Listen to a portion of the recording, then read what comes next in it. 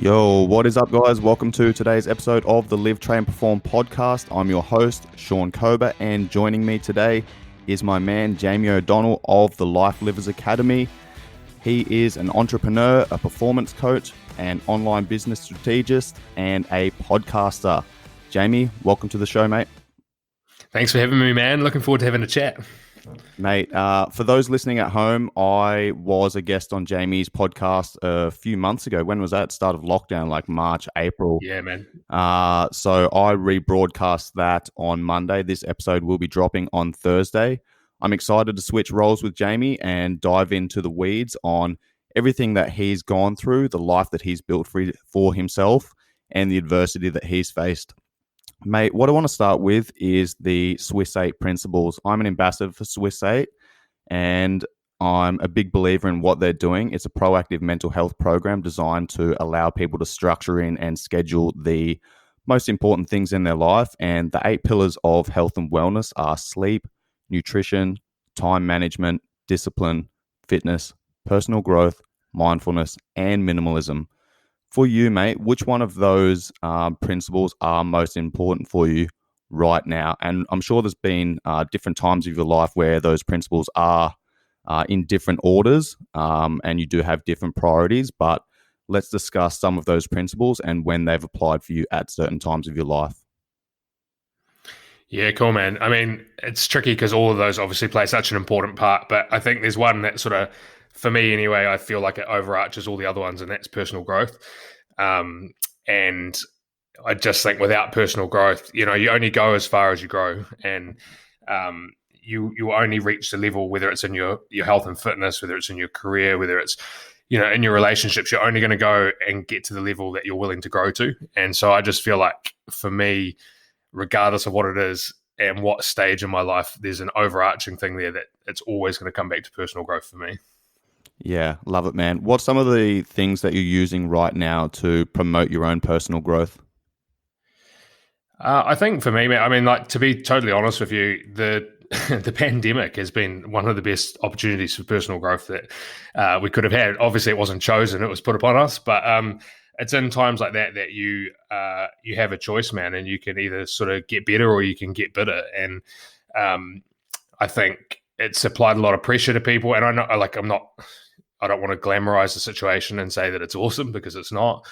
But for me personally, I have grown through that period. Like, I was very intentional about how I showed up from when it first dropped. Like, I've got businesses. My partner and I run a business together. I run my own business as well. And within my business, I look after other people's businesses. So I had quite a lot of responsibility on my shoulders through that time. And, strategy only gets you so far, man. It's about your character and how you show up as a person and how intentional you are, and how you face adversity and how you overcome challenge, and whether you welcome challenge or whether you shy away from it. And so I feel like in the last 3 months, unintentionally, I've been put through probably a pretty rapid period of personal growth. And I'm sure that there's many other people out there who, like yourself, who are feeling the same. So I think if I was to answer your question around that, like, for me, it's been about being intentional, bro. I think that's probably been the biggest thing.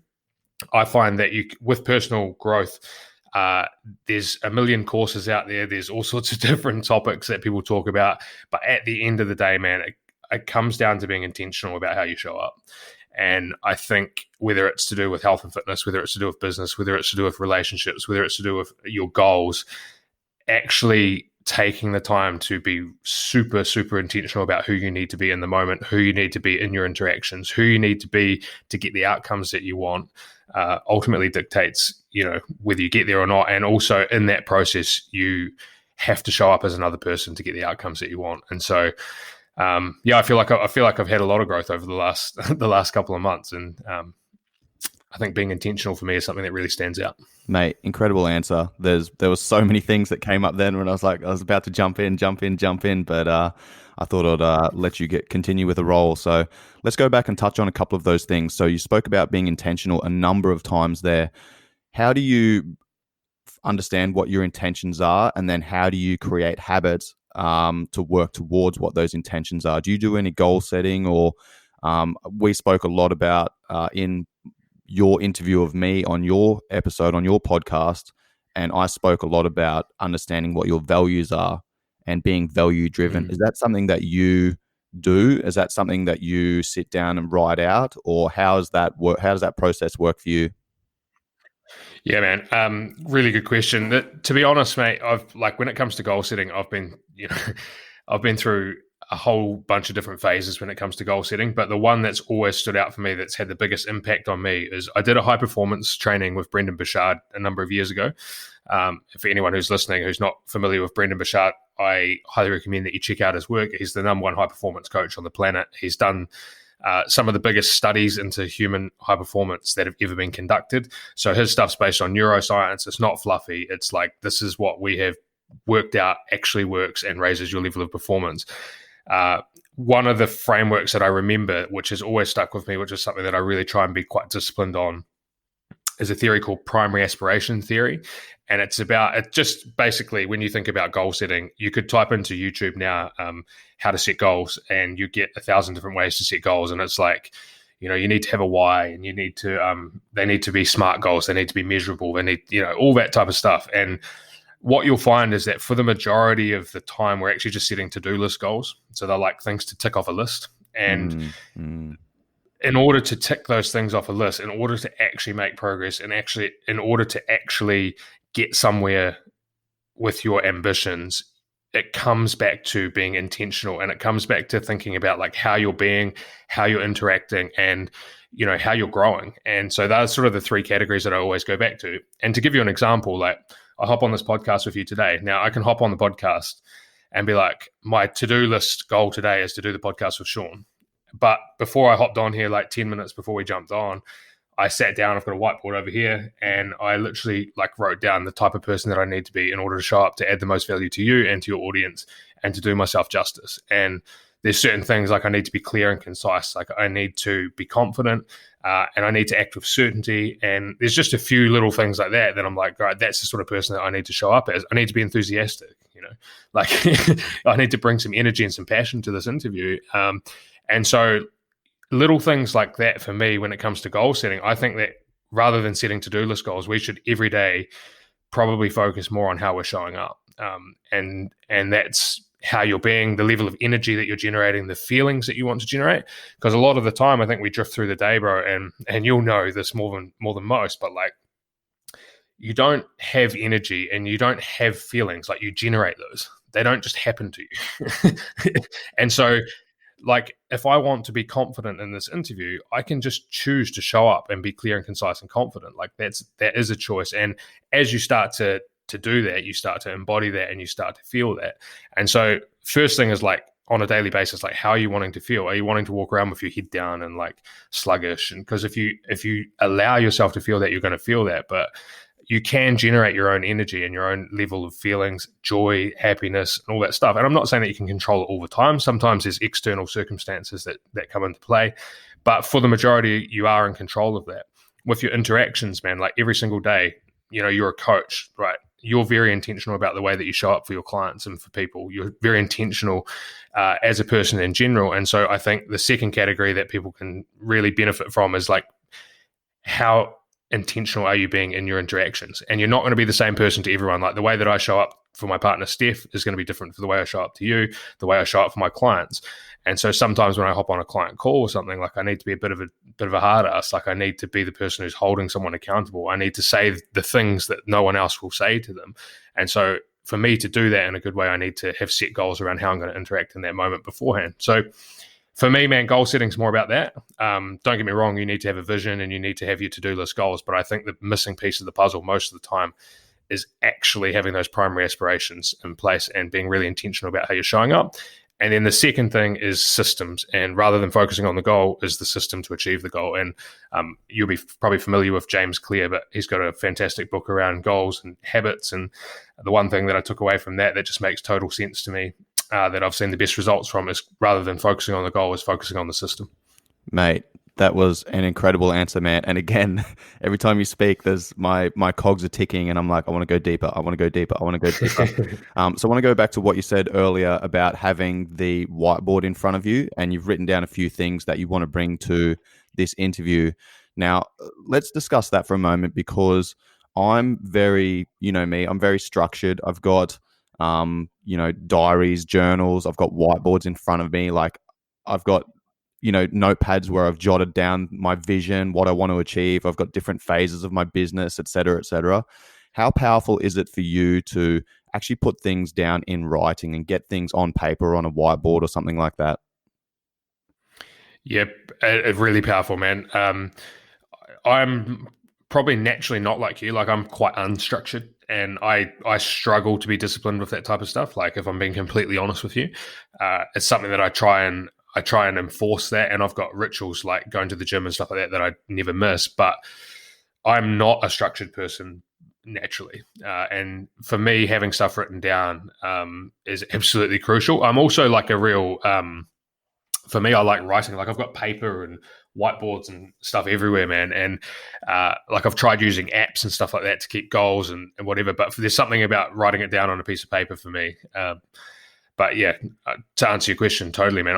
I think getting it out of your head, seeing it, the more you see it, the more that you can remind yourself and set triggers to interact in the way that you need to interact. And a lot of the time a goal gets written down and then shut in a book, and the book doesn't get open for 6 months, and so it's kind of pointless writing it down. I think having something written down where you see it, I actually, probably the thing I use the most is the screensaver on my phone. And I'll actually write the goals on Canva and save it as a photo and then I'll just chuck it on my lock screen and my home screen. And every time, how many times a day do you open your phone? Probably like 100 times if you're anything like me. And so, like I see those things that I need to be working towards quite regularly. Yeah, I think that's the important thing of it, is being able to see that, which then reminds you. And that's the thing for me, writing down goals, it gets it out of your head and it makes it a little bit more real. And once you've written it down, then you can start going, all right, is this something that I want to chase up? And then you start looking at your schedule. You have a look at if that aligns with what your underlying values are and what your vision is, and if it aligns with the person that you want to become. And then you start, putting that into your schedule. And it might be a project that might be a 3-phase project or something like that. And then it's like, right, phase 1, I need to do X, Y, Z. That means every day I need to, dedicate 20 minutes, 30 minutes, an hour to working on this project. And I think that's very important, man. Now I want to go back. There was a couple of things that you said there before as well. Sorry, do you want to add something to that? Yeah, I was just going to say one thing. I actually interviewed a guy the other day, Mike Alsop, who he is an amazing dude. Like he summited Everest unguided. He ran 7 marathons, 7 days, 7 continents. Like he's just one of those guys who's out there achieving big things. And like one of the questions I proposed to him was around goal setting. And I said, like, how do you set goals? And you seem to achieve really big stuff. How do you not get paralyzed by setting such big goals? And he was like, bro, forget about the goal. It's about taking the first step. He said the key word's momentum. And I was like, yeah, mate, that's such good advice, because so often, whether it's, let's take a weight loss journey, for example, you set a goal of 30 kilos. It doesn't matter how many times you see that if you don't really believe it and if you're not feeling like you're actually making momentum towards it. So breaking that stuff down into like steps. So he said when he ran the 7 marathons, 7 continents, 7 days, he'd never, ever even run like 5K. Like he wasn't a runner. So one of the goals that he set for himself was simply to start researching running on YouTube. That was a goal that he set. And then when he started researching running on YouTube, then it was like to run a couple of K. So then he got out, ran a couple of K. And he was like, once you take the first step in that goal process, like the momentum carries you forward, and then it's about ticking off the small goals. And I thought that was really useful to add. Yeah, excellent, mate. Thank you for adding that. And that brings up another point for me as well. And it ties in what you said earlier about focusing on the systems and focusing on the processes. I think that is so incredibly important because, if you could give people a weight loss pill, let's take that person who wants to lose 30 kilos. If you gave that person a weight loss pill and they woke up tomorrow and they lost that 30 kilos, would they be able to sustain it? No, they fucking wouldn't, because they haven't learned those lessons along the way. They haven't learned, how much energy is on a plate of food. They don't understand macronutrients. They don't understand energy balance. They haven't learned those lessons along the way, man. And I think it's the journey that is so fucking important. There's been a lot of research where people have won the lottery, and you look at most people who buy lottery tickets, they're typically from, lower socioeconomic classes, and they win the lottery, they get all this money, and then within a couple of years, they're broke because they didn't learn those lessons. They didn't understand how to invest that money. They didn't understand how to save that money or budget or anything like that, So I think it's very important to understand that the process is where the lessons are learned. That's where you figure out what works for you and what doesn't work for you. Anything to add to that, bro? No, I just 100% agree with that, man. I think it's something like 96% of people who win the lottery end up bankrupt. So, and it's the same in business, man. Like, I think a lot of the time nowadays with Instagram, social media, people are just seeing the finish line, and it's about who can get there the quickest. And the reality is, like, even with business or with fitness or whatever, it until you build the skill set and the mindset, it just doesn't matter. And that there's no shortcuts on that stuff, bro. So exactly what you said about the person trying to lose the weight, it's like how many people get gastric bypasses, get their stomach stapled, and then end up just ballooning back out like 5 years later because there was no habitual change. And it's the same in business. Like, it's the same thing. People trying to run tactics and Facebook ads and all this type of stuff to get to the end, but they haven't actually built the foundation to be able to maintain it long term. So 100% agree, man. Systems are super important. And yeah, I mean, like I said, I think rather than me rabbiting on about it, if anyone wants a resource around that, you've probably read that book, but James Clear's book is really worthwhile. Name, please. Atomic Habits. Yeah, I was going to say that's Atomic Habits, isn't it? Yeah. I've read. I was like, don't ask me because like I can't. I got you, bro. Atomic Habits, people. I haven't actually read that one. I've bought it, but I haven't read it yet. So it has come recommended numerous times to me. So that's why I've got it. But I'll get to that soon. You'll really enjoy that book, man. Like it's so practical. I think a lot of those books get a bit fluffy. It's so practical. Again, James Clear is a guy who's just done, he spent his life researching what it actually takes to attain and achieve goals and to ingrain new habits, man. And like he's really a guru in that space. And it's super simplistic and it's very easy to implement. And it's one of my probably most highly recommended reads. Yeah, nice. I'm actually reading Start With Why right now by Simon Sinek. Have you read that one? I haven't, but I've watched a lot of Simon's stuff, and yeah, that'll be a great book as well. Yeah, great resource for people. It's, exactly what we're talking about here. Anytime you want to do something, you need to start with why, because most people tell you what they do and they tell you how they're going to do it, but they don't have a clear mission statement. They don't have a clear vision. So, you and I have a very clear understanding of why we're doing things. If I ask you, and let's dive into this now because you are one of the top ranked podcasts on Apple Podcasts in the self-help category in New Zealand with the Life Livers Academy. And you and I basically started this podcast journey around about the same time. And you said it before when you said, hey, this was an opportunity for personal growth. And I was exactly the same, man. I've been thinking about, launching a podcast for around about a year now. And I was like, right, this is the time to do it. Luckily enough, I was in Australia, had a 6-week leave right before lockdown, and I bought everything that I needed in Australia with the intention to come back to Thailand, do my podcast course, learn along the way. And once I finish the course, then start putting out content. Lockdown happened. I was like, rightio, let's kick this off. Let's figure this shit out as I go. And you've been going through basically the same process, man. And it's incredible what you've achieved to be able to climb to, the top of the rankings in New Zealand. Like, can you talk to me about the Life Livers Academy? Like, what's the deal behind that? Why did you start that podcast? Yeah, totally, man. Personal growth. It's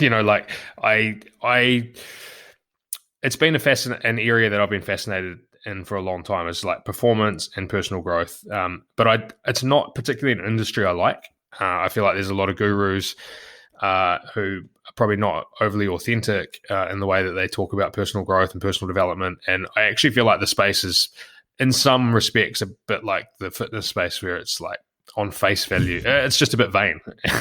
And the idea I'd wanted to do the podcast for a long time. Number one, on a personal level, I wanted to connect with these people and the conversations that I wanted to have.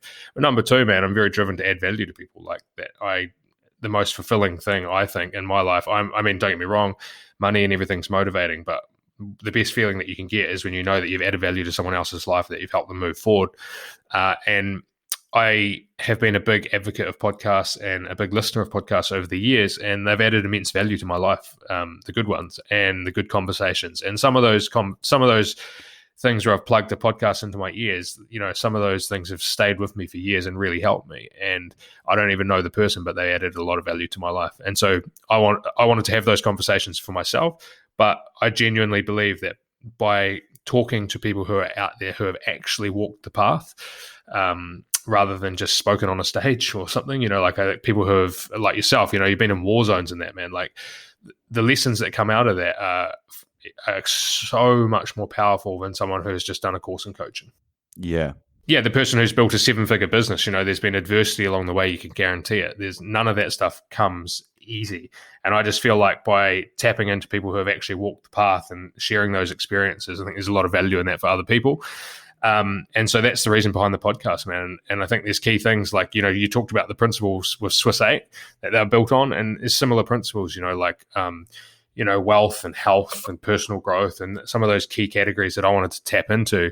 And I really have a desire to add value to people in those areas, because I think the best thing that you can do is, help people unlock their potential and get the best out of themselves. But I'm not an expert in all of those topics, and I can't personally go and answer all these questions that I have the answers to or that other people want answers to. And so I thought I'd connect with people who have lived and walked in those lanes, and try and get some of the best people to share their best bits of advice. So yeah, that's the podcast, man, and I'm really enjoying it. Like you, it's been I just started it during lockdown and started having the conversations, and I have been learning along the way. But yeah, I've got a lot. It's been very rewarding so far. Yeah, awesome, mate. That's so good to hear. Let's go back and talk about something you spoke about earlier. Again, every time you speak, it's bringing up so many questions for me. You spoke about opportunity earlier, and saying this lockdown period, pandemic, etc., was an opportunity for you to focus on your own personal growth and development. And dude, I was exactly the same.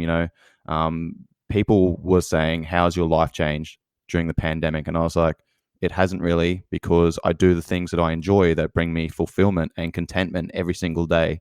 I'm creating content for my podcast. I'm creating content for my YouTube channels. I'm still getting some training in. Now I'm just recording them and putting them on YouTube so people can follow these workouts at home. I'm still doing some study and all this type of stuff.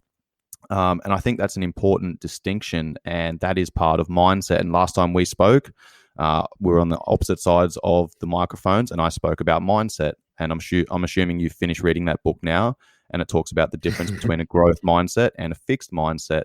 And I think that ties in line with what you said with opportunity. A growth mindset looks for opportunity. A fixed mindset looks at obligation. And I think that's an important distinction, is understanding where your mindset is. So then you can, figure out where you're at right now and then go, that's where I want to be over there. How do I get over there? And you start making these small changes and taking these small processes and these small steps and putting them into place. Now, let's dive into what you've done throughout your life, because you are an entrepreneur. You're a performance coach. You worked in the fitness industry for a number of years. You've built businesses from the ground up. You've had businesses fail. You've been broke as fuck. You've had so many things going on. Let's talk about your transition from, say, school life into, basically the career path and trajectory that you took. And if there was any pivotal moments along the way that kind of shaped the direction that you moved in. Yeah, man. I've done a range of different things. Like I have jumped around, and like you say, at the core of it is probably the fitness industry has always been at the center. But a pivotal moment was just the first step out of school. I was planning to go to university, and I was going to do PE and become a PE teacher. I've always been very passionate about sport, and that was the plan. And then we actually went on a cricket tour and played in Melbourne and Sydney when I was about 17. And me and two mates really enjoyed Melbourne. And so when we got back, it was probably a month left of last year of high school. And I said, oh, bugger this, I'm not going to uni. And let's all book tickets to Melbourne and go and have a year in Melbourne. And so we booked to Melbourne and packed up a small suitcase full of clothing, jumped on a plane, and we just went and had an absolute blast. Spent all our money and just basically got hosed for the first month, and partied and lived in a backpackers and had a great time. And then got to like the end of the first month and was like, a pretty naive kid, and was like, whoa, I've got no money, and I don't have a place to live, and I'm in a foreign country, and I haven't really thought this through. And I saw an ad in the paper that was for salespeople. And it said paid cash daily, blah, blah, blah. And so I was like, paid cash daily, that's me. I need to ring these guys. Rang them up. Yep, come in for an interview. I think I rocked in shorts and jandals, like real naive Kiwi kid. And it was like this flash ass office and people in suits and stuff. And I was like, oh, this, I've misread the situation here. And anyway, it was quite charismatic. I've always, been able to connect with people pretty well, and just went in and was very honest and had a yarn and told them my situation. That I was hungry to make money, and they said, "Cool, come back tomorrow and we'll teach you about sales." And I was like, "Cool." Got there the next day thinking I was got the sales job, and so I put a shirt on and stuff. And then we fucking started walking, jumped in a car and drove and started walking around these neighborhoods, knocking on people's doors. And I was like, "What is going on here? Like, I don't want to, I don't want to do this." And it was a door-to-door sales role, man. And the guy, I saw the guy that was teaching me. He made, I think, $300 in like the few hours that I was with him. And he got to take it home that day. And he was like, "Do you reckon that you could do what I do?" And I was like, "I reckon I can do it better. So give me a crack tomorrow." And I turned up the next day, and bro, I didn't have a place to live. My rent at the Backpackers had run out. Like, I had to pay it the next day, and I didn't have even $150 to pay the rent.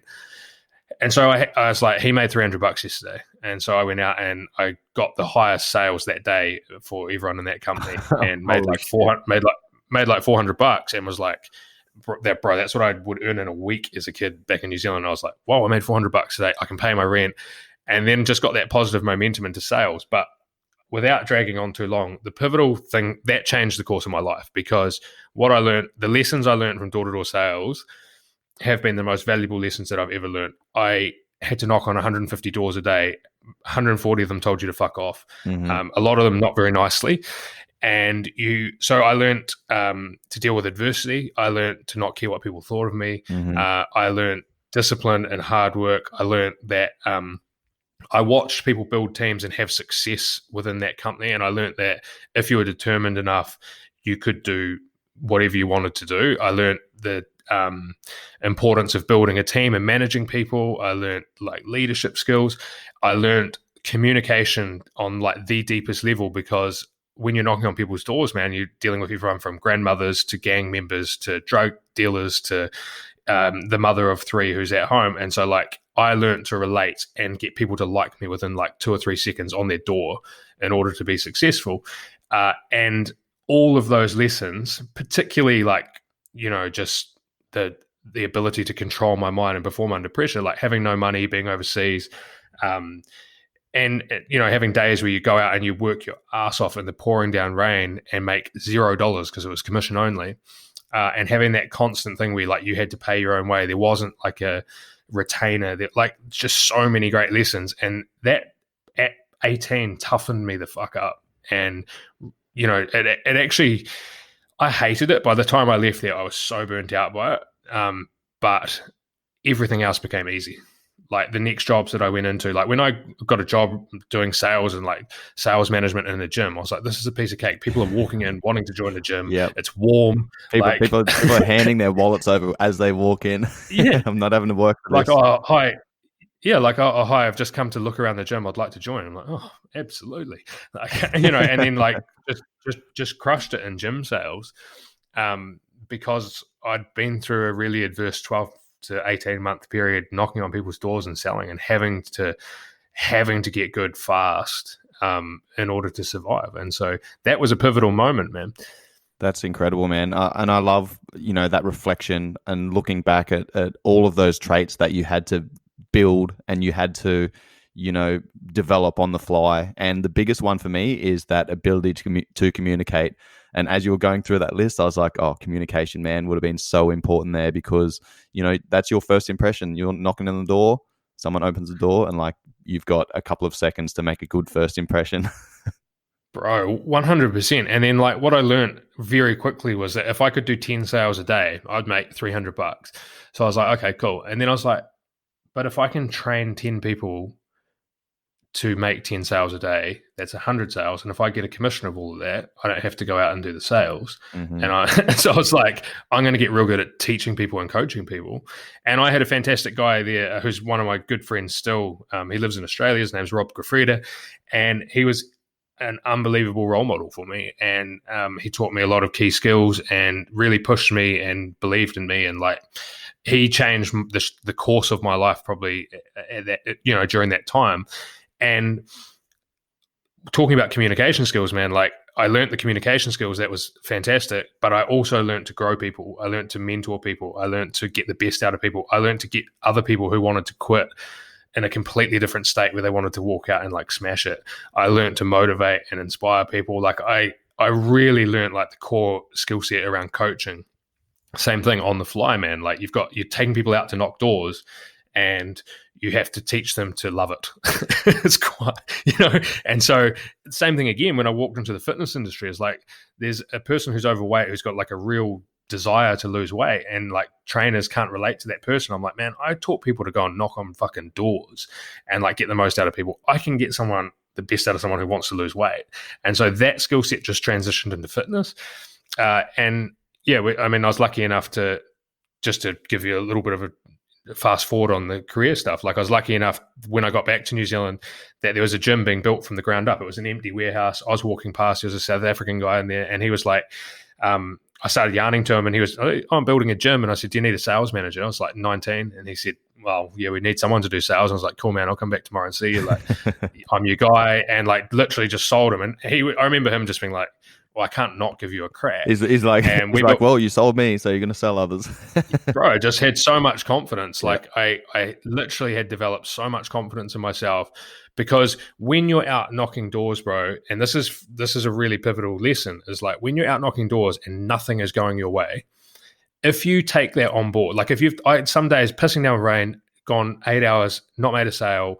If you let that narrative control your head, there is no fucking way the next door is going to be a sale. There's just not. You take that energy to the next door, and the person tells you to fuck off, and that becomes a downward spiral. So no matter how bad things were, you had to pretend like the next door was going to be amazing, and you had to completely convince yourself. So I learned to control my mind, something wicked. And that, bro, every single piece of like adversity that I've faced in my life, everything else, that has always come back where I'm like, okay, cool. I can always look on the positive side of it. I can always get myself into a state where I can control my own thoughts. And I took that into the fitness industry, and we built this gym, and it was 0 to 1,000 members, and I was lucky enough that he took me under my wing again. He saw that I had a hunger, and he taught me a lot of really valuable lessons, and he was a great role model and mentor for me. And I remember him saying to me, try everything once, and if it doesn't work, don't do it again. And I was like, okay, sweet. And so I just got all this experience at like 20 years old that I just wouldn't have had, and I got to see the insides of growing a business without it being my own. And then we went on, and there's another gym, and done another gym since then. And, and I guess that just kickstarted me into business, and I've never been able to work for someone since then, because from door-to-door sales and that, I just saw that if you put your head down, you can really create your own path. But all of those lessons from door-to-door sales are still the most valuable lessons that I've learned, still the things that if I'm going good today, carry me through. And they are the lessons that have got me through the most tough times in my life as well. Amazing, man. I want to touch on some of those tough times in your life in a moment, but you've mentioned one thing a couple of times that I want to go back to, and that is body language. You just spoke about it then, and you spoke about it earlier in the podcast about body language. Act as if, your brain and your body are so interconnected. They are providing each other with feedback all the time. And if you're walking along and your head's down, your body language is poor, that's going to put you in a poor mindset, and vice versa. So I want to touch on that, because when you interviewed me, you spoke about, adding some of these habits, these empowering habits into your day. Every time you walk through a doorway, you think about your posture, you lift your chest up, you stand tall, you stand proud. Let's talk about some of that for a moment. Like, where did you get this understanding from, and how have you related the interconnection between the mind and the body? To be honest, I've studied it quite a bit. I'm interested in that side of things. But to be honest, going back to door-to-door sales, man, like before you knock on the door, you take a big deep breath, and you think about how you want to be perceived when they open the door. And if I was like, hi, hi, I'm just here to try and sell you something, like, people like, get the fuck out. Where's the phone? G'day, mate. How you going? Like real confident. And so I learned it then, but then I guess doing things like Brendan Bouchard's high performance courses and stuff like that, I probably learned more there. Things like triggers, like actually being really intentional about it. So like I say, I think at the core of it for me, mate, that stuff comes back to build self-belief, you have to do what you said you were going to do. You have to keep the promises that you make to yourself. And if you do that, you build self-confidence and self-belief very quickly. If you don't do that, you destroy it really quickly. Yeah. And, if you are someone who's constantly making promises to yourself about what you're going to do and then you're constantly breaking them to yourself, it doesn't matter how many times you walk through a door with your shoulders back, man, you don't believe anything that you say. You've negotiated too hard with yourself. You've let yourself down too many times. And so you need to build momentum the other way. And that starts with small things. It starts with things like if you say you're going to go for a run every day, then you put your shoes on and you go for a run every day. And if you're going to eat healthy, you don't need to set these big audacious goals, but you need to start keeping small promises to yourself, because that then creates momentum the right way. And what happens when you do that is that you start to believe that you're the type of person that keeps promises to yourself, and you start to build your self-confidence. And in that, you start to shift your identity towards being someone who has self-esteem and who follows through and who does stuff. And I've been on both sides of that equation, man. I'm not saying like I've got that shit sorted. I've been useless many times in my life. I've let myself down. I've quit on myself shitloads of times. I've made heaps of promises to myself and let them down, and I've ended up in really poor states. And it's through that I've learned that actually the most important things when it comes to the things like self-confidence is just doing what you said you were going to do, and keeping those small promises to yourself and being relentless with your commitment to yourself around that stuff. And that's something I'm still working on. Like, I'm not saying that I've got that sorted. I'm still working on that. But I think if there's one thing to take away around self-confidence, it's that. Mate, I love that. That's an excellent answer, man. And the same thing goes, we don't really consider how we speak to ourselves. This is NLP, neuro-linguistic programming. How we speak to ourselves directly impacts how we perform, how we react, how we perceive ourselves, what our self-esteem is, our confidence, etc.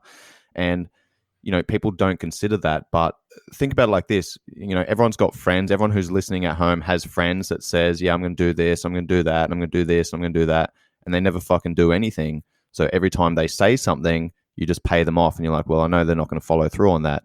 And it's the same thing with ourselves, right? Like, if we don't trust and respect the person that's saying these things, we're going to pay them off. We're not going to believe that they're going to follow through on those things. And it's exactly the same with our own self-talk. If we're making these promises, we're saying we're going to be doing these things, and then we don't fucking do them, then we start losing trust and respect with ourselves, and that diminishes confidence. So it's about putting small practices in place and doing things that you can do. Quite often I get people say, hey, let's go back to that person who wants to lose 30 kilos. They come to me as a trainer, and I sit down with them and say, hey, cool, what are your goals? Yeah, I want to do this. All right, sweet. Like, how committed are you to this goal? And I'm looking to match their commitment levels to their expectations to their commitment levels. And most people go, yeah, sweet. When they're motivated, they're like, I say, how many days a week can you train? I can train 5 days a week. All right, cool. For how long? A couple of months. All right. Is that something you can do for the rest of your life? Oh, probably not. What can you do for the rest of your life? 1 day of the week. All right, cool. Let's start there. Yeah, and then you're building that momentum. There's that 1 day commitment, right? If you can do that consistently for a month, then add something else. Yeah, and it's about taking these small processes and layering upon them. And most people, when they want to change something, they're motivated and they fucking try and do everything at once. And motivation only gets you so far. And when you're motivated, it's great. Like, use it while it's there, but be realistic, because once that motivation runs out, life kicks you in the fucking nuts. Then, if you can't maintain that or those things that you said that you were going to do, then it shatters confidence and you go back to square one. So like you said, it's all about building that confidence within yourself and doing the things that you say you're going to do and setting realistic expectations. Is there anything that you'd like to add to that? I just think one thing on that, firstly, just on body language, I don't think people should I didn't really talk to your question very well there, but body language is super important. Like, you can create a physiological response by the way that you fucking pull your shoulders back, you stand tall, like that makes you feel a certain way. And so don't underestimate that. But that stuff's pretty simple. Like, you can do a bit of research on body language and work out how to sort of trigger that. One thing that's really important, man, is, and that I've found very powerful, is actually writing out like your identity. I don't know if you've ever done that or come across that before, but it's like you subconsciously build beliefs around your identity and who you are. And if you're someone who's let yourself down a lot, you quit on your promises, you don't get to the gym, you eat shit food, you don't exercise, whatever it is for you. But like, if you subconsciously build a set of beliefs and an identity around what you actually see and what you do, and you totally 100% have the power to rewrite that identity and start living into it right now. As soon as you finish this podcast, you can go and do it. And so you can literally write out all of those traits that you don't like the things like letting yourself down, being late, being lazy, whatever it is. And you can write out the opposite of that and then just choose like to read that as many times a day as you need to read to start living into it right now. And that's one of the most powerful exercises that you can ever do for yourself. We used it in our health and fitness coaching business a lot because people set 90% of the time in the health and fitness space, people were like, oh, we'll get you to set a 12-week goal of how much you're going to lose and then break it down into weeks, and then we'll just measure that, and that's goal setting. And it's like, if you don't get that person to identify what their current identity is, like if you've been overweight, bro, for 10 years, you have the identity of a fat person. Yeah. The way you interact in social situations is that you probably make jokes about yourself. You probably refer to yourself as the person who eats lots and likes a beer, and you probably joke about your situation a lot to ease that situation. So every single thing that you do on a daily basis, whether it's at work, in your family life, whatever, refers back to that subconscious identity that you have, which is someone who's carrying, extra weight. And if you want to shift that weight, you can't just do the nutrition and the training. That's why people fall off the wagon and only do a couple of weeks. It's like, you have to shift the identity of who you are. So even if you're not there yet, you can start thinking like, okay, how does it fit? So I'm going to walk into this room. How would a fit, healthy, confident person walk into this room? And then walk in like that. You can go, right, when I go out for lunch with my whole group of mates, like if I'm going to be a fit, healthy, and confident person, how does that person order? And when they fucking get to the counter to order their food, are they embarrassed that they got a healthy meal? Or are they proud of the fact that they got a healthy meal? And you can start fucking identifying all these key traits and write them out on a piece of paper, and then just fucking hold yourself accountable to living into those right now, man. And it's the most powerful thing that you can possibly do. Whether it's you're stepping into business, whether it's that you're stepping into a weight loss transformation, whether it's that you're stepping into podcasting like you and I just have, there's a gap between where you are and where you want to get to, and that gap is a set of beliefs and an identity, and you can fucking write that out and change it. Yeah, I love that, man. And again, let's tie that back into what we said earlier about the processes and the systems, because that's what you use to get from point A to point B. But one, you need to figure out where you're at right now, and that takes having a fucking honest conversation with the person in the mirror and saying, right, this is what I'm proud of myself for. And this is what, I need to work on. I need to fix. I need to improve so that I can start, pushing towards being the person that I want to be. And then having a look at where point B is, there's my end state. That's where I want to be. Now I need to act as if is I'm already doing those things that person B is. Now the process and the systems is the roadmap that takes you there. Did you want to add anything to that, mate? I saw something light up. I was just going to say, yeah, I was just going to say, just fucking being honest with yourself, man. It's the most underrated thing. It's the fucking hardest, scariest thing to do, because a lot of the time you don't want to know the answer. And the people around you often don't hold you to a high enough level of honesty with yourself either, because we are very, what's the word? We're quite fragile in the sense that like we've built a society that doesn't necessarily tell the truth. Like if I ask you, you're probably a bit different, but if I ask the average person for feedback on a podcast episode that I didn't think was very good, most people would say, "Oh man, I really enjoyed it," and I'm like, and someone like the ability to be honest with people and honest with yourself is a game changer. And again, I'm not saying that I'm someone who does that all the time. Like, it's a constant work in progress. I'm trying to be more honest with myself, and I'm trying to be more honest with the people around me, because feedback is so fucking important. But I think just on what you were saying there, like, the reason I lit up is like that, just all of that stuff just comes back to being honest. You can look at yourself and your identity right now and you can bullshit it, and you're not going to get the outcome. You're not going to make the change because you haven't been honest about your start point. And honestly, mate, this is, I truly believe that this is where ego fucks people up and gets in the way. And if you have an ego that allows you to believe that you're further ahead and further down the path than what you are, you can never take the right action, because you're taking an action from somewhere that you're not, and you're trying to make a start point that's not where you are. If you are pretending that you're wealthy when you're not, you're going to take moves and actions that the person who you're pretending to be would do. And what you might actually need to do is just ground yourself enough to take the right action for you in that moment.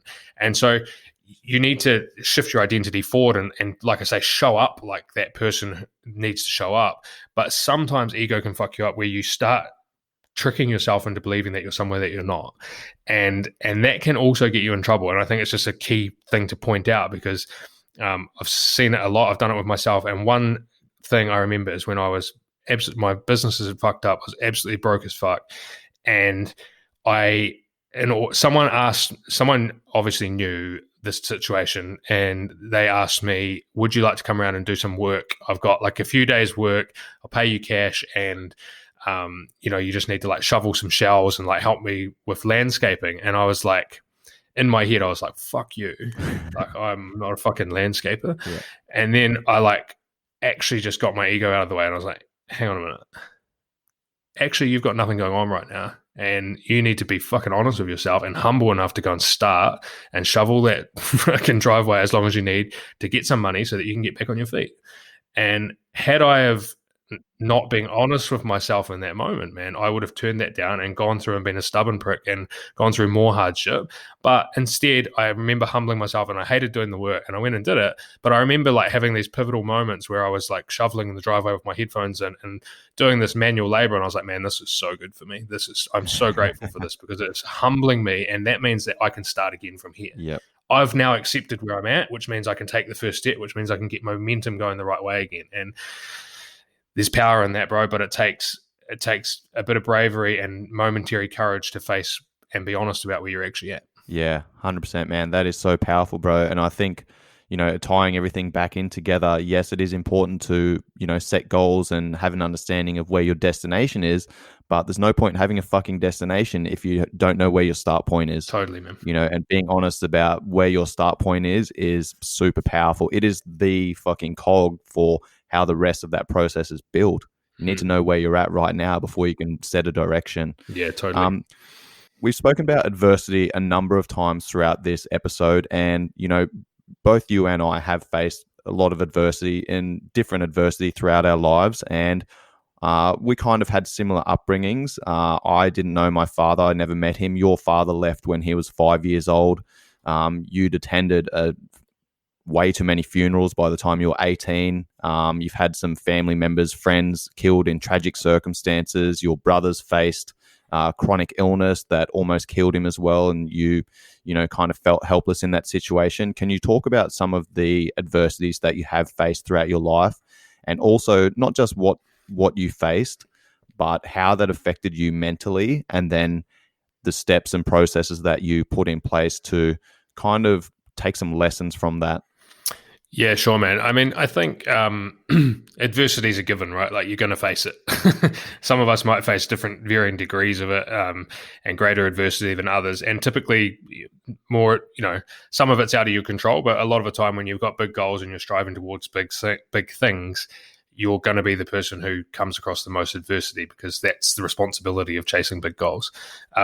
Like I say, like when I was young, man, I think I'm very grateful for my upbringing. Like, my dad left when I was 5. My brother was I don't know if he was born at that stage. I think he was like about to be born. And mum raised us, single mum. We had very little money, and we had heaps of love and a great home environment, and my mum's absolutely incredible woman, and my dad's a great guy. Like, we've got a fantastic relationship. But I'm grateful for the fact that happened, because it meant that I had to grow up.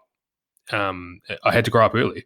I had to grow up young. I don't know if I did it consciously or not, but I probably took a mentoring or kind of fatherly role of my younger brother. Like, me and my younger brother are incredibly close, and I guess I had to, in some ways, whether I was aware of it or not, protect him and sort of look after him. And there's probably times, I don't know, probably times where I hated that, and I probably was angry about it as a kid or whatever. But looking back on it, man, what an absolute blessing, because that adversity taught me many lessons young, and it allowed me to, like I had to learn to communicate. Again, I'm going to come back to communication, but I had to be brave in certain situations. I don't know, like, it just prepared me and probably got me a few years ahead of someone who had an easy upbringing. And I did, like you mentioned there, I think I'd attended like 9 funerals by the time I was 18 of friends. Car crashes, actually mainly car crashes. One guy in a helicopter crash as he was sitting his pilot's license.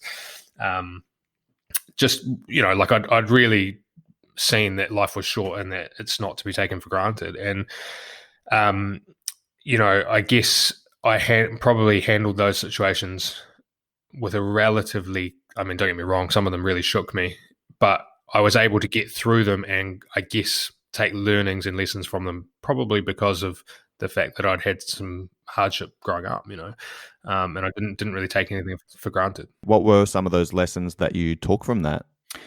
To be honest, bro, number one thing around the tragic stuff is just fucking do not take life for granted. Like, number one, first and foremost. When you see young people dying around you like that, you think you're invincible, and even when you're like, yeah, life's short, blah blah blah, you don't believe that it can be taken from you tomorrow. Like, you just don't actually live into that, and that's because you can't. Like, you've got to plan for a long life. But I think seeing a lot of that was like a real eye-opener, that you're not bulletproof and that you need to make the most of what's in front of you. And I don't mean like necessarily even set big goals. I just mean like allow yourself to be present in the moment and enjoy what's happening right now. Like, I'm really enjoying this podcast. I could hop off this podcast and I could be doing this podcast with you right now and be like thinking about the future and how it's going to be perceived and all that stuff, and wouldn't really enjoy connecting with you right now, but I'm really enjoying having a conversation with you. And so I probably learned things like that. Like, actually, it's not about saying enjoy, life's short, enjoy this. Like, enjoy the moment right now. Like, be present enough to actually feel what's going on right now and allow yourself to enjoy it. And it's not all perfect. And I also learned probably one of the main things, man, is that bad emotion, there's no such thing as bad emotions, and that all emotions are just emotions and we label them. And so we're taught like happy is good and sad is bad. I mean, who the fuck came up with that? It's just an emotion. Like, it's the same thing happening. It's an emotional response. And then we've labeled them as a society to say that this is good and this is bad. And then we live into that. And so half the time we're like feeling bad because we feel sad. But that's like a human emotion, and we shouldn't feel bad for feeling sad. And so I think I learned through a lot of that stuff that actually allowing yourself to feel sadness and allowing yourself to feel pain and allowing yourself to see the other side of the coin is fucking powerful, and it's fine. And there's actually a lot of freedom in that, man, because you're not constantly fighting not feeling certain ways and then feeling like you failed because you feel it, if that makes sense. And so that's probably one big thing that came out of like a lot of tragedy. And like I say, like seeing tragedy around me, I'm lucky I've got my brothers and my mum and like the people closest to me. I haven't had to deal with it on that level. But I think I learned early that all emotions are good. It's your perception of it. And I think that's a really powerful lesson, because I think we spend a lot of people spend a lot of time beating themselves up for feeling a certain way, and it's actually all good. Yeah, it just is. It just is, man. And that's a part of mindfulness, right? Is like understanding that emotions are just emotions. They're gonna fucking come and go, and they are influenced by so many things, both internal factors, external factors, and you can't control them. But what you can control is your actions and your perception and how you perceive them and how you label them. Okay. And like you said, you don't have to label them, but a lot of people do. Right. The emotions. Oh, sorry, go on. No, I was just going to say, you're exactly right. Another thing that I learned is that you can always find as many reasons to be grateful for something as as angry, like, so take my dad leaving or whatever. Like if I actually got a piece of paper and wrote that out, now I would be conditioned to believe that that was a bad thing. But actually, I'm grateful for it, man. I wouldn't have the relationship that I have with my dad now if they didn't split. Like, I wouldn't have the relationship with my parents. But, like, I love my mum for who she is. I love my dad for who he is. And, like, had they have stayed together, it would have been a nightmare. And so, like, I'm grateful for the way that played out. And I just learned, I think that if you, in any situation, are to write it down on a piece of paper, you could, if you force yourself to, find as many reasons to be grateful for that situation as to not be. And I know that some people will listen to that and go, well, what if someone dies? Or what, and I get it. I'm not saying that it's all easy, but, like, you could also choose to just be grateful for the time that you got with that person, and, like, be grateful for all the characteristics and every lesson that they taught. And then you could think about every moment that you had, and you could be grateful for all of that. And it goes back to that growth mindset thing that you brought up earlier. It's like, if you have that ability to find gratitude in the moment and to look at the lessons and the learnings and the growth in every situation, I think it just, like, you have a much better quality of life, man. But I think one of the key things, just to answer that question that you asked, because I think it's really pivotal, is that I just learned that emotions are just emotions and they're not good or bad. And also that if you choose to, you can always find reasons to be grateful for anything that's happening to you. Extremely powerful, man. That is fucking awesome. That's great stuff, mate. I've got to start wrapping up, bro, because I've got to head to work very soon. But do you have any mentors? You spoke about your dad not being there for a while. Like, did you have like another mentor or father figure, or any other powerful mentors or anything like that, coaches in your life that have shaped the person that you are today and the business mind that you have? Yeah, I've had different people. I've never had, like, someone who really stands out like that. Like, to be totally honest, me and my brother have looked after each other a lot, and I've learned a truckload from my younger brother. He's a pretty incredible guy. Like, he's been through chronic illness. He's in business as well. We've got a lot of similar interests. To be totally honest, man, he's been a mentor to me and still is to this day. And I was lucky. Like, I think the guy Rob that I mentioned when I was at the marketing company, the door-to-door sales company, like, I think he really, whether he knows it or not, really shaped me in a positive way and instilled a lot of the mindsets and outlooks that I have today. He actually got me at a pivotal age where I was like 18 or 19, and he had a really positive impact on me. And that's cool, man. He's going to find out by listening to this. Yeah. He's a good dude. He's actually a mixed martial artist, and, like, he's a great dude. Owns a gym on the Sunshine Coast. He's one of those people, like, we don't talk heaps, but when we connect, it's like there was no time in between. It's like you just catch up again. But he was a really positive role model on me, and then in business, I just think when it comes to mentors and stuff, like, everyone has the ability to find the mentor that they need, and it particularly now, because you can plug into a podcast like this. Like, right now, this is a form of mentoring.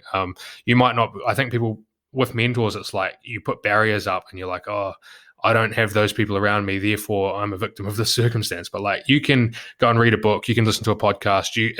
Like Brendan Bouchard, I've never ever met the guy. I've done his courses, I've listened to truckloads of his stuff. He's been an incredible mentor for me.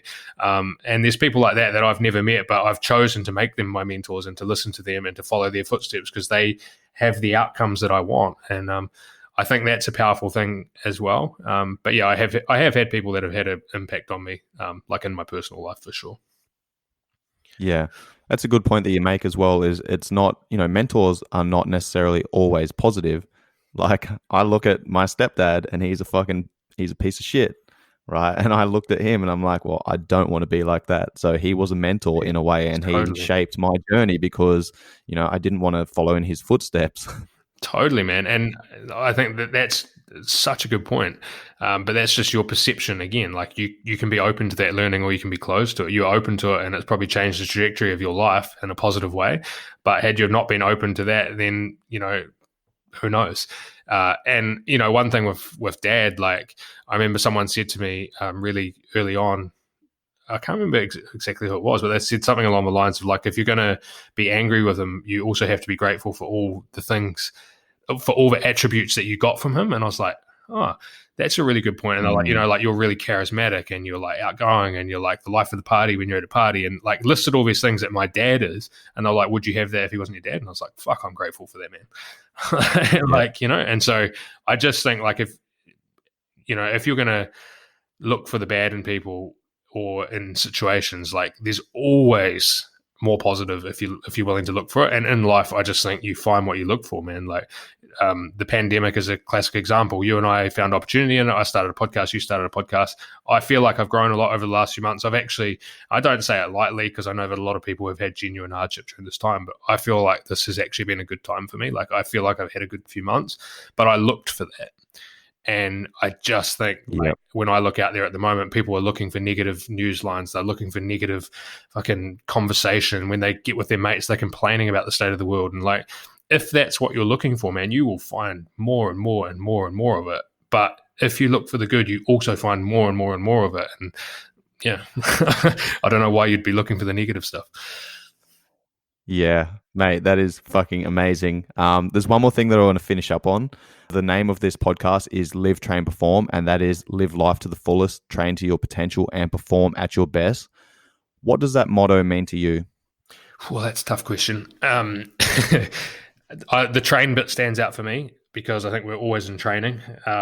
Like I don't know if there's ever a finish line. I think like training is a really good. It's a mindset in itself, man. It's like, it's not just about, I know that for you, a lot of that's about the physical, but we're constantly in training, whether it's growing our skill sets, whether it's growing our physical bodies, whether it's growing our relationships, whatever. And all of that's a training ground. And that kind of goes back to the mindset that we just talked about. Live life to the fullest, obviously, man, like it's limited. You get one crack, it's, sounds cheesy to say, but there's like 1 in 4 trillion chance of even being born. I don't know how many people died in the last 24 hours in the world, but I imagine it's a staggering amount, and I wasn't one of them. So I'm grateful for that. And I think when you have that perspective, you should get out and just live it, because like I said, it's not granted, and it's something that we should show a lot more gratitude for, and perform to your potential, man. I think if you're ever going to get the most out of the most joy and the most happiness out of life, you need to be striving to reach your potential. Like one of the things that's come through in the studies for human happiness is actually the need for challenge and the ability to challenge yourself, because we actually need that. Yet as humans, we often try and avoid it. We try and step away from all the challenge. We try and find the easy route, but actually in some of the hardest things is where we get the most joy and the most fulfillment. And so I think we should, all be striving to reach our potential, and not shying away from challenge and stuff, because that's actually where the juice of life is. That's where the feeling is. And that's where happiness lies, man. That is fucking an amazing point to finish on, mate. It's been amazing chatting to you. Always love, diving into anything with you. Always good conversations, mate. And I appreciate you being on the Live, Train, Perform podcast. Let's chat again soon, buddy. Yeah, thanks, man. I really appreciate you having me on and giving me a platform to have a chat. And I just want to acknowledge you for the work that you're doing as well. You're having a positive impact, and it's been awesome to connect. Thank you, brother. It's been a pleasure to be on this journey alongside you. I'll have all of Jamie's links in the show notes. Thank you very much for coming on the show, brother. Let's chat again soon. Peace.